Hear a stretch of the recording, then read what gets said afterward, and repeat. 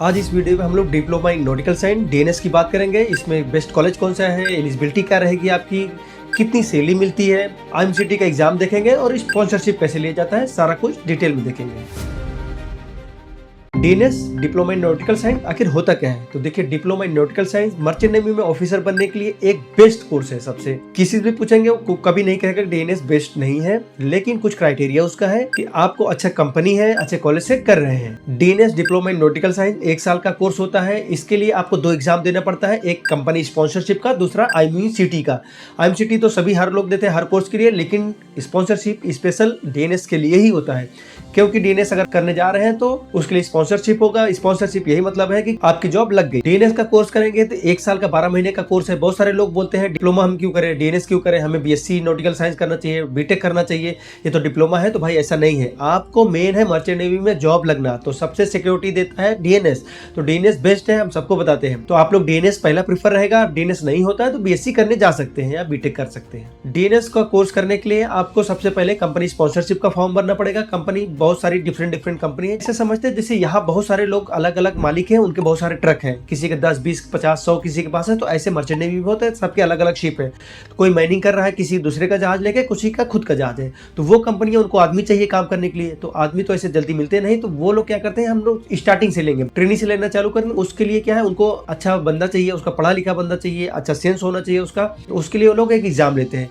Exam लेंगे, उसको sponsorship का एग्जाम बोलते हैं। वो एग्जाम आपको सब डिफरेंट, जितनी कंपनी सबको अलग अलग आपको भरना पड़ेगा। सारी कंपनी अपना अलग अलग एग्जाम लेती है। वो एग्जाम आप कोई भी एक कंपनी का निकाल लेंगे, तो वो कंपनी अगर उसका खुद का कॉलेज है तो भाई वो अपने कॉलेज में भेज देगी। अगर उसका कॉलेज नहीं है तो और बहुत सारे कॉलेज जो है जहां उनके बच्चे पहले से ट्रेनिंग करते हैं वहां भेज देगी। आपको बताएगी कि भाई आप सिलेक्ट हो गए हैं, आपको लेटर दे दिए। वो जॉब आपका, वो लेटर यही रहता है कि आपको सिलेक्ट कर लिए, आपकी जॉब लग गई समझो हमारे यहाँ।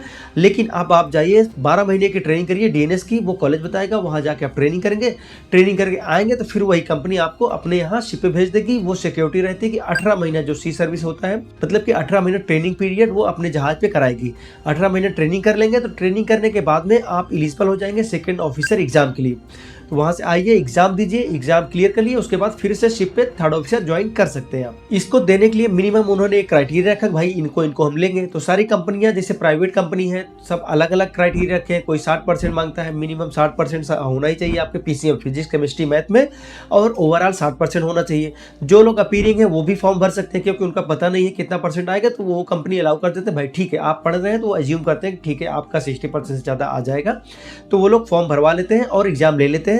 एग्जाम के बाद में आपका क्लियर हो गया, 60% आए, तो वो लोग फिर आगे फर्दर प्रोसीजर करेंगे। लेकिन मिनिमम क्राइटेरिया यही, आपका 60% 12, 60% पीसीएम में होना चाहिए। इंग्लिश में 50% है, तो आप स्पॉन्सरशिप का फॉर्म भर सकते हैं। कुछ अलग अलग कंपनियां हैं, जैसे कोई 65, कोई 70, 75% लेती है। इसलिए लेती है कि सबका अपना अपना क्राइटेरिया है।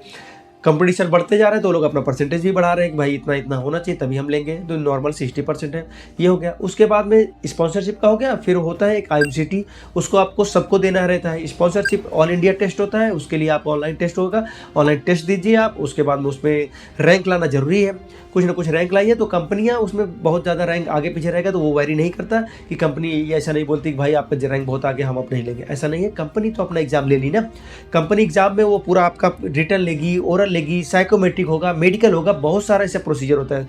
आपको निचोड़ लेती है कितना आप में है, ठीक है, तब लेती है वो। तो वो सोचती है हम निचोड़ लिए, हमें पता है इस बंदे में काबिलियत है तो हम ले रहे हैं। आईएमसीटी में किसी भी कारण से इसका परसेंटेज अच्छा नहीं है तो कोई बात नहीं। तो आईएमसीटी में स्पॉन्सरशिप में या डीएनएस कोर्स करने के लिए जो आपकी एज रखी गई है 17 से 25 साल रखी गई है। जब भी आप डीएनएस का कोर्स स्टार्ट करने जा रहे हैं, आपकी एज 17 साल से कम नहीं होनी चाहिए, 25 साल से ज़्यादा नहीं होनी चाहिए जनरल के लिए। ओबीसी के लिए अगर मेल कैंडिडेट है तो 28 साल, एससी एसटी के लिए 30 साल। अगर फीमेल कैंडिडेट है 28 साल जनरल के लिए, ओबीसी के लिए 30 साल हो गया, एससी एसटी में आती है तो 32 साल हो गया। लेकिन हम तो यही कहेंगे अगर आपको करना है तो पहले ही कर लीजिए, इतना वेट मत करिए। इतना ओवर एज 30-32 साल में आप डीएनएस का कोर्स करने जा रहे हैं, मेरे हिसाब से ठीक नहीं है। अगर आपको मर्चेंट ज्वाइन करना है तो पहले ही कर लीजिए। मेन फी आता है फीस का। बच्चे पूछते फीस हमें कितनी लगेगी। ऐसा नहीं कि कंपनी आपको सिलेक्ट कर ली तो आपको फीस भी देगी, वो सिर्फ आपको जॉब देगी, फीस नहीं देगी, ठीक है। फीस आपको अपने से भरना रहेगा। डीएनएस कोर्स के लिए आप जाएंगे तो बैंक जो है आपको लोन देता है, एजुकेशन लोन।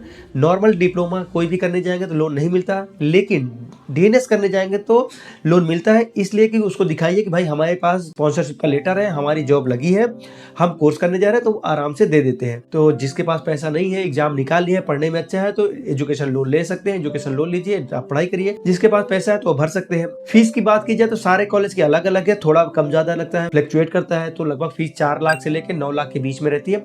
सारे कॉलेज की अलग अलग रहती है। तो आप माइंड में ये मत रखिए कि जिसकी फीस हमें सबसे कम है उसी कॉलेज में जाएंगे, ऐसा नहीं है। जो कंपनी आपको सिलेक्ट कर लिया है, कंपनी खुद ही बताएगा इस कॉलेज में जाइए, चाहे फीस ज्यादा रहेगी।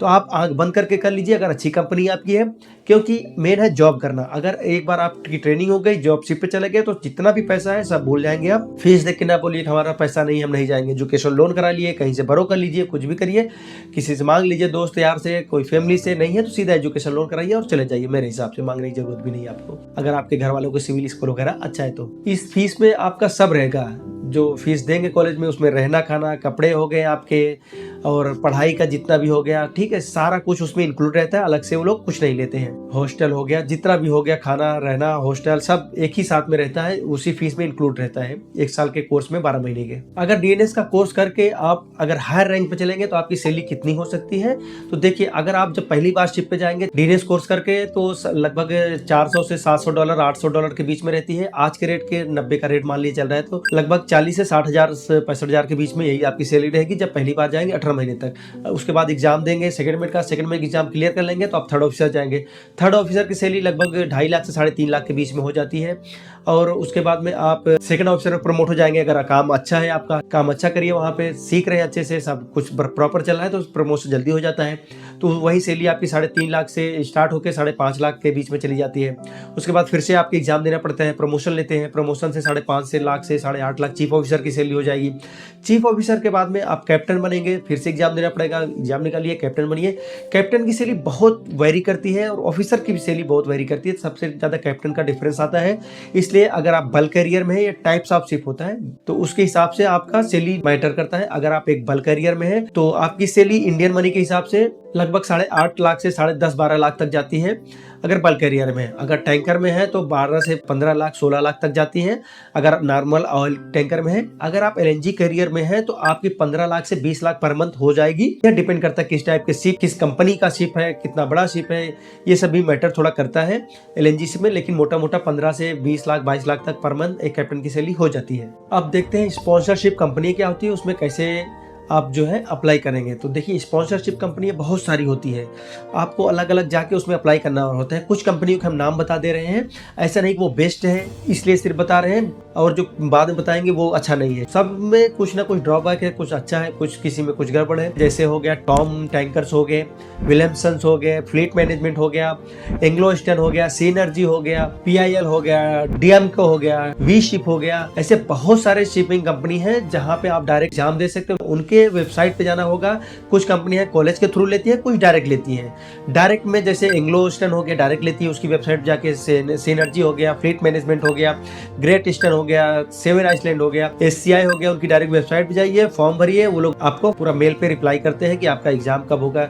एग्जाम में वो लोग पूछते हैं आपका पूरा 11-12 का बेस पूछते हैं, physics, chemistry, math, aptitude, GK, सारा कुछ पूछते हैं। जनरल नॉलेज पूछेंगे, आपका शिप नॉलेज पूछते हैं। उसके बाद में वो लोग फिर रिटर्न ये हो गया, उसके बाद इंटरव्यू में पूछते हैं, इंटरव्यू में सारा कुछ पूछते हैं जो भी उनको पूछना रहेगा। उसके बाद में आपका एक छोटा सा साइकोमेट्रिक टेस्ट होता है, मेडिकल टेस्ट होता है। सारा कुछ करने के बाद में तभी आपको स्पॉन्सरशिप मिलता है। तो ये स्पॉन्सरशिप का हो गया। तो आपको बहुत सारी कंपनी हमने बता दिया है, उनकी वेबसाइट पे जाइए। चैनल पे आप अगर नए हैं तो सब्सक्राइब कर लीजिए और बेल आइकन लगा के रखिए, ताकि जो कंपनी के फॉर्म आते हैं हम अपने चैनल पर बताते रहते हैं, तो आपको पता चलता रहेगा। और आप ये डिसाइड मत करिए कि हमें फीस कहीं ज्यादा लग रही है, कम लग रही है, या कॉलेज अच्छा नहीं है, ठीक है, वो कुछ मत देखिए। कंपनी अच्छी है जिसपे वेटिंग पीरियड कम है उसमें जाइए। जिस स्टाइपेंड भी मत देखिए कि हमारी सैलरी पहले कम मिल रही है, ठीक है, आपको मेन है सिलेक्शन लेना। आपका सिलेक्शन हो गया तो बाद में सैलरी भी बढ़ सकती है और कंपनी चेंज भी कर सकते हैं अगर आपका काम अच्छा रहा तो।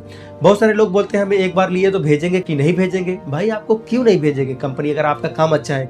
उनको भी तो अपने जहाज चलाने के लिए आदमी चाहिए, और आदमी अगर आप अच्छे हैं, ट्रेंड है, आपको काम प्रॉपर कर रहे हैं, वहाँ ऐसा नहीं कि वहाँ जाके काम ही नहीं सुन रहे ऑफिसर का, दारू पी रहे हैं, सिगरेट में मस्त है एकदम, जो है बाहर घूमने चले गए तो आ नहीं रहे टाइम पे। तो बहुत सारा चीज मैटर करता है। अगर प्रॉपर आप टाइम टू टाइम सब कर रहे हैं कंपनी का तो आपको बिल्कुल भेजेंगी, और कोई भी नहीं चाहता हमारे यहाँ से अच्छे बंदे जाएं। ठीक है, तो अच्छा काम करिए और हमेशा रहेंगे, कोई दिक्कत नहीं है। अभी देखते हैं आईएमसीटी का पैटर्न क्या रहता है। आईएमसीटी ऑल इंडिया टेस्ट रहता है या ऑनलाइन टेस्ट होता है, साल में एक बार होता है।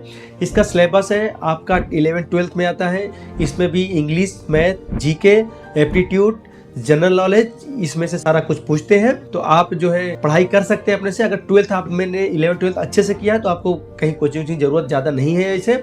इसके अलावा और कुछ भी चाहिए मर्चेंट नेवी से रिलेटेड या आईएमसीटी से रिलेटेड, स्पॉन्सरशिप से रिलेटेड, तो आप हमें कमेंट कर सकते हैं, हमारी टीम को कॉन्टेक्ट कर सकते हैं, नंबर नीचे दे देंगे। जितनी कोशिश होगी तो हम अगला वीडियो ला देंगे। अगर आपको वीडियो पसंद आया हो तो वीडियो को लाइक कर दीजिए, चैनल शिपिंग अपडेट्स को सब्सक्राइब कर दीजिए, ताकि हम आपके लिए ऐसे वीडियो लाते रहेंगे। दोस्तों को शेयर कर दिए जो लोग मर्चेंट नेवी ज्वाइन करना चाहते हैं या तो सोच रहे हैं। थैंक यू, जय हिंद।